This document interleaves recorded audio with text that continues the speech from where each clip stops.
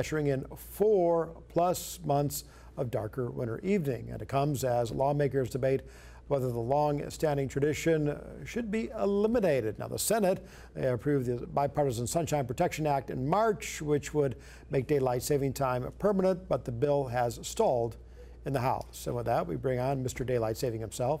And notice that that was singular. There's no S. It's not daylight savings. Telling this us for a month and a half now, so we've got the list. That's the old Mandela effect. You can look with that. You can ask Mr. Google what the Mandela effect is. I was reading something this morning though, and they said, you know, most people, they don't want it, but they just can't seem to get it over the finish line.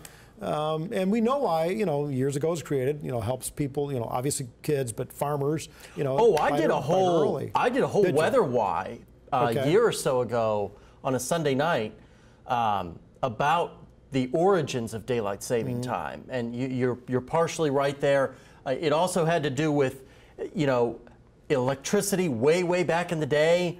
You know, a lot of homes didn't have electricity, so they moved that hour of daylight to when people could actually use it before their house got dark for the night because there wasn't electricity and things like that. So it's a fascinating story, but I go back and forth on should we switch to always to standard time and things like that. I mean, we don't gain or lose anything. We're just taking that hour of daylight and shifting it to the start of the day. So it'll be, it's not going to pass in the Senate anytime soon. There's news stories about that all over the place right now. But I digress. Let's get back to the forecast. There's a live look at Fayetteville right now, and you can see things are nice and quiet. Stars are out, 59 today, slightly below average, which is 63 for this time of the year. Hot, warm, probably a muggy day in 2017 where we were at 82 degrees. Look at that morning low in 1976. Whoa, Nelly, just 16 degrees. That is a cold, cold start to our day.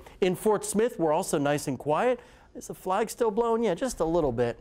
7 degrees below your climatological average today, just getting to 61. That average is 68. Quick check of what we saw in October. We saw above average temperatures, just barely, across all three of our major reporting stations, XNA, Drakefield, and Fort Smith. And we saw different types of precipitation. Fort Smith and XNA were above average for the month, rainfall-wise. Drakefield, however, was below average. Pretty stark difference there between Fort Smith and Drakefield, though. That surprised me when I saw the numbers. Right now in Northwest Arkansas, we are in the upper 40s. In the River Valley, upper 40s, and a few lower 50s still hanging on.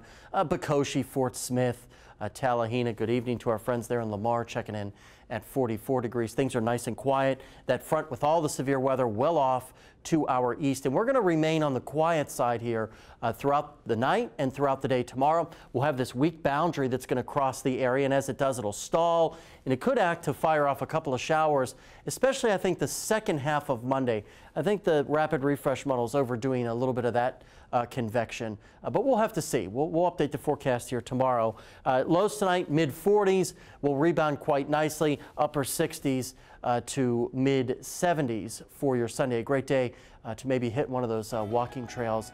Not a bad day. Don't get scared off by this low percentage of precipitation Monday night into Tuesday. It should have no impact, I think, on your plans to vote if you haven't voted yet.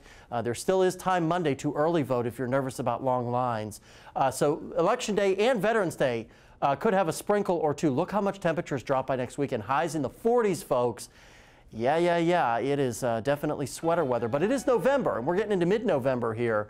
Same thing here in the River Valley. A couple of sprinkles Monday. Election Day looks dry with some additional clouds. Up near 80 on Wednesday before we start to cool down for Veterans Day and beyond. Stick around and stick with us. After the break, we'll go back to Meredith Mulkey.